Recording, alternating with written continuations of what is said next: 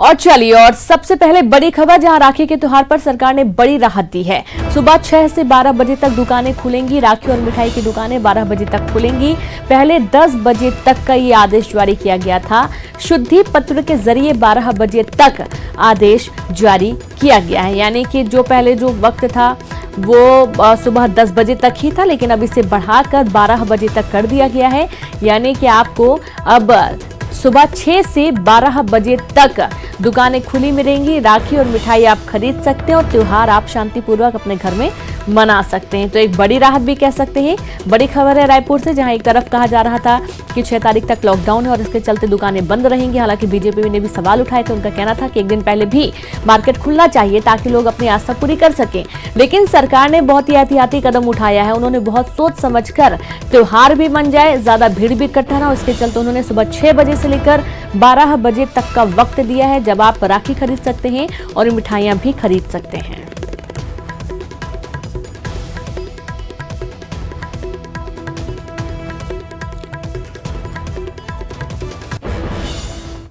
और रायपुर से खबर है, प्रदेश में कोरोना का कहर लगातार जारी है। आज 181 नए मरीज फिर से मिले हैं। रायपुर से सर्वाधिक 67 नए मरीज मिले हैं और आज कोरोना से 3 लोगों की मौत हुई है। आज 381 मरीज डिस्चार्ज हुए। एक्टिव मरीजों की संख्या 2559 हो गई है। कुल पीड़ितों की संख्या बढ़कर 9608 हो गई है। तो इस तरीके से रायपुर में सर्वाधिक नए मामले सामने आए हैं। प्रदेश में कोरोना का कहर, 181 नए मरीज फिर से मिले हैं और सबसे ज्यादा रायपुर में 67 नए मामले सामने आए हैं और 3 लोगों की कोरोना से मौत हुई है। और आज 381 मरीज ठीक होकर अपने घर भी जा चुके हैं। एक्टिव मरीजों की संख्या 2559 है और कुल पीड़ितों की संख्या बढ़कर अब 9608 हो गई है।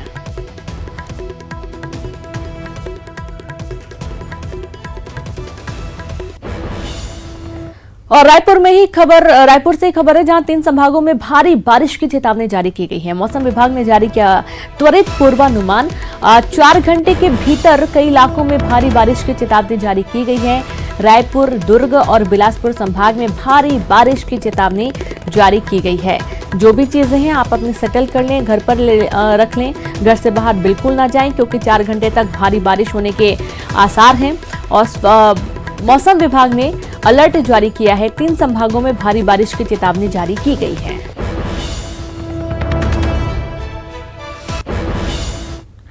कांकेर से खबर है, 12 घंटे की मशक्कत के बाद पकड़ा गया तेंदुआ। तेंदुओं को बेहोश कर उसे पकड़ा गया है। तेंदुओं को पकड़ने के लिए रायपुर से पहुंची थी विशेष टीम। जंगल से भटककर गांव के घर में जा घुसा था तेंदुआ। भोजन पानी की तलाश में गांव आ गया था तेंदुआ। चरामा वन परिक्षेत्र के ग्राम बाग डोंगरी का ये पूरा मामला है। और अक्सर ये पिछले कुछ समय से देखा जा रहा है कि जो जंगली जानवर हैं वो जंगल से अब शहरों की तरफ रुख करने लगे हैं, गांवों की तरफ रुख करने लगे हैं। और कारण यही है कि उन्हें खाना पानी समय पर नहीं मिल पाता है, जिस वजह से भूख प्यास मिटाने के लिए वे इधर उधर भटकते हैं और धीरे से जंगल से निकलकर वो गांवों की तरफ रुख कर लेते हैं। अब इंसान भी डरता है, जानवर भी इंसान से डरते हैं, तो इसके चलते वन विभाग को तुरंत सूचना दी गई। जब वो एक घर में जा घुसा, मौके पर पहुंची टीम ने ट्रंकुलाइज कर तेंदुए को पकड़ लिया। केंद्रीय गृह मंत्री अमित शाह कोरोना पॉजिटिव पाए गए हैं। शाह डॉक्टर्स की सलाह पर मेदांता अस्पताल में भर्ती हैं और गृह मंत्री अमित शाह ने खुद भी अपने ट्विटर हैंडल पर इस बात की जानकारी दी, जिसमें उन्होंने लिखा कि कोरोना के शुरुआती लक्षण दिखने पर उन्होंने टेस्ट करवाया, जिसमें रिपोर्ट पॉजिटिव आई है। उन्होंने अनुरोध किया है कि जो भी लोग उनसे हाल ही के दिनों में संपर्क में आए हैं वो आइसोलेट होकर जांच करवाएं। तो देखिए, केंद्रीय गृह मंत्री अमित शाह भी अब कोरोना पॉजिटिव पाए गए हैं। शुरुआती लक्षणों में ही वो उनको जब समझ में आया कि शुरुआती जो लक्षण है वो कोरोना से जुड़े हुए हैं, तो उन्होंने अपना चेकअप कराया, जिसमें रिपोर्ट पॉजिटिव आई है। अब उन्हें अस्पताल भर्ती किया गया है और अस्पताल में उनका इलाज जारी है। उन्होंने अपील की है ट्वीट कर सभी से कि पिछले हाल ही में कुछ दिनों में जितने भी लोग उनके संपर्क में आए हैं वो आइसोलेट होकर जांच करवाएं। तो Amit Shah corona positive, corona के शुरुआती लक्षण दिखने पर मैंने टेस्ट करवाया और रिपोर्ट पॉजिटिव आई है। मेरी तबीयत ठीक है, परंतु डॉक्टर्स की सलाह पर अस्पताल में भर्ती हो रहा हूं।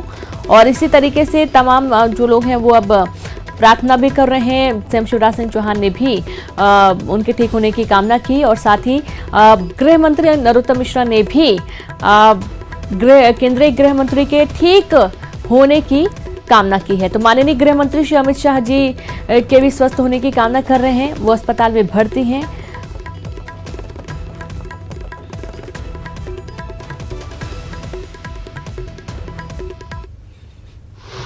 माननीय अमित शाह जी का जीवन चुनौती और संघर्षपूर्ण रहा है और हर चुनौती के सामने उनकी दृढ़ इच्छा शक्ति और संकल्प मिसाल रहा है।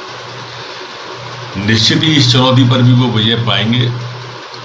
उनके यथाशीघ्र स्वस्थ होने की मैं माँ पीताम्बरा से प्रार्थना करता हूँ कि वो पुनः जल्दी शीघ्र स्वस्थ होकर देश की सेवा में पुनः जुटे। तो वहीं ज्योतिरादित्य सिंधिया ने भी ट्वीट किया। उन्होंने लिखा, मैं आपके शीघ्र स्वस्थ होने की कामना करता हूं। मुझे विश्वास है कि आप अपने आत्मबल और संकल्प से शीघ्र ही स्वस्थ होकर पुनः जनसेवा में जुटेंगे। तो वहीं पूर्व सीएम कमलनाथ ने भी ट्वीट किया, अमित शाह के जल्द स्वस्थ होने की कामना की है। लिखा, देश के गृह मंत्री अमित शाह के स्वस्थ होने की जानकारी मिली, ईश्वर से उनके शीघ्र स्वस्थ होने की कामना करता हूं।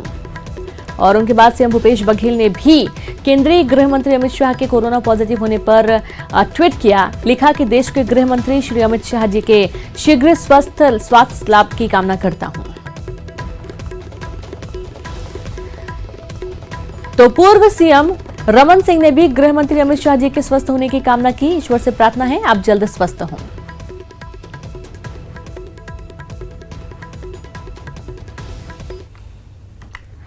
और चलिए अगली खबर का रुख करते हैं। अयोध्या में राम मंदिर भूमि पूजन की रौनक ओरछा में दिखाई देगी। जी हां, 4 और 5 अगस्त को ओरछा के राम राजा मंदिर की विशेष सजावट की जाएगी और ये जानकारी सीएम शिवराज ने ट्वीट करके दी है।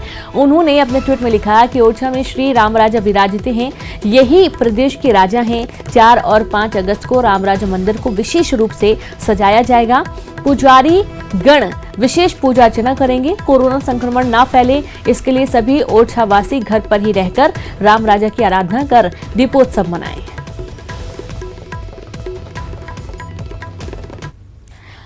तो मुख्यमंत्री शिवराज सिंह चौहान की अस्पताल से जल्द छुट्टी हो सकती है। उन्होंने कोरोना टेस्ट के लिए सैंपल दे दिए हैं और इसकी जानकारी उन्होंने ट्वीट के जरिए दी। अगर रिपोर्ट नेगेटिव आती है तो सोमवार को रक्षाबंधन के दिन वे घर लौट आएंगे।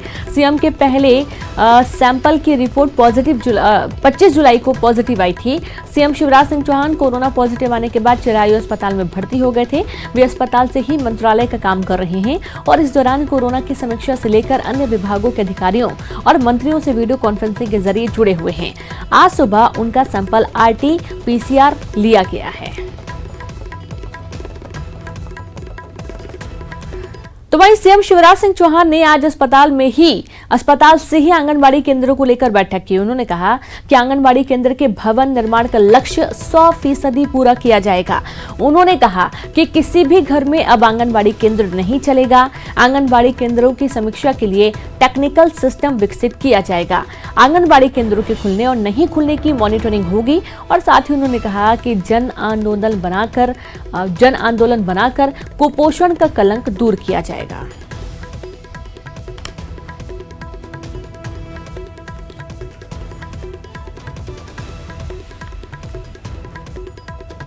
और वक्त एक ब्रेक के बाद एक बार फिर से आप सभी का स्वागत है। खबर महासमुंद से, जहां 26 लाख का गांजा जब्त किया गया है। कोमाखान पुलिस को मिली बड़ी सफलता। 5 क्विंटल 20 किलो गांजा जब्त किया गया। एक महिला सहित 3 तस्कर गिरफ्तार हुए हैं। जब्त गांजे की कीमत 26 लाख रुपए बताई गई है। एक ट्रक, 2 मोबाइल सहित 4200 रुपए नकद जब्त किए गए हैं। मुंबई महाराष्ट्र के रहने वाले हैं सभी आरोपी। सब्जी कैरेट के बीच छुपाकर ले जा रहे थे गांजा। सुल्ताना माजिद, शोएब अहमद, अब्दुल रशीद गिरफ्तार किए गए हैं। बड़ी खबर आपको दे रहे हैं, जहां गांजे की एक बड़ी खेप बरामद की गई है। महासमुंद में 26 लाख रुपए का गांजा जब्त किया गया है। कोमाखान पुलिस को बड़ी सफलता मिली। 5 क्विंटल 20 किलो गांजा जब्त। एक महिला सहित 3 तस्कर गिरफ्तार हुए हैं। जब्त गांजे की कीमत 26 लाख रुपए आंकी गई है। एक ट्रक, 2 मोबाइल सहित 4200 रुपए नगद जब्त हुए हैं। मुंबई, महाराष्ट्र के रहने वाले हैं सभी आरोपी और सब्जी कैरेट के बीच छुपाकर ले जा रहे थे गांजा। सुल्ताना, माजिद, शोएब अहमद, अब्दुल रशीद गिरफ्तार हुए हैं।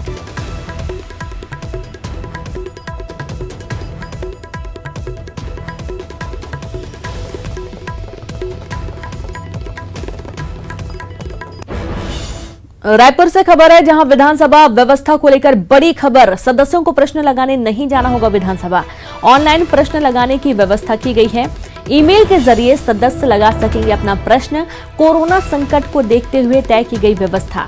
तो देखिए, अब नई ये टेक्निकली तरीके से अब अपने आप प्रश्न रख सकते हैं। ऑनलाइन ही सदन में प्रश्न लगा सकेंगे। अब तमाम जो विधायक हैं, ईमेल के जरिए सदस्य अपना प्रश्न लगा सकते हैं और उसके लिए आपको विधानसभा जाने की जरूरत नहीं होगी। कोरोना संकट के मद्देनजर ये व्यवस्था बनाई गई है और ये तय हुआ है कि अब आप ईमेल के जरिए अपने प्रश्न लगा सकते हैं।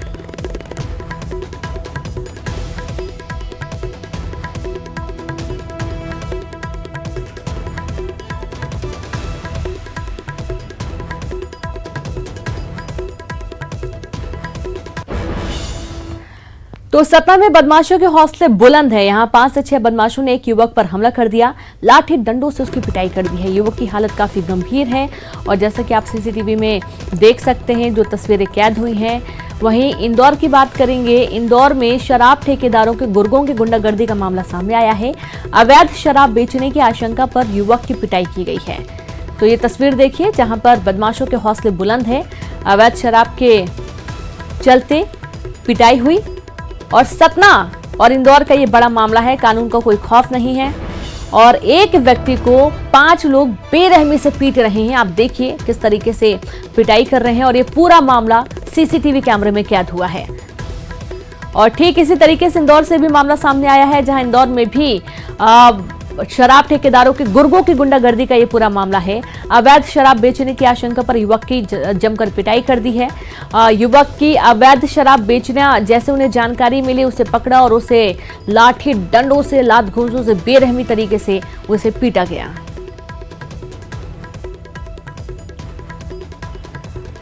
तो बैतूल में धारदार हथियार से पति पत्नी की हत्या का मामला सामने आया है। दोनों के शव खेत में पड़े हैं।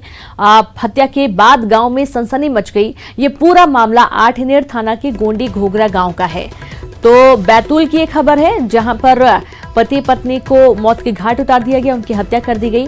और ठीक ऐसे ही कुछ मामला सामने आया है इंदौर से भी, जहां बाघेला फार्म हाउस के पास खून से लथपथ युवती का शव मिलने से इलाके में सनसनी है। मृतक युवती की पहचान नहीं हो पाई है। आशंका है कि गला रेत कर उसकी हत्या की गई है। पुलिस ने शव को पोस्टमार्टम के लिए भेज दिया है।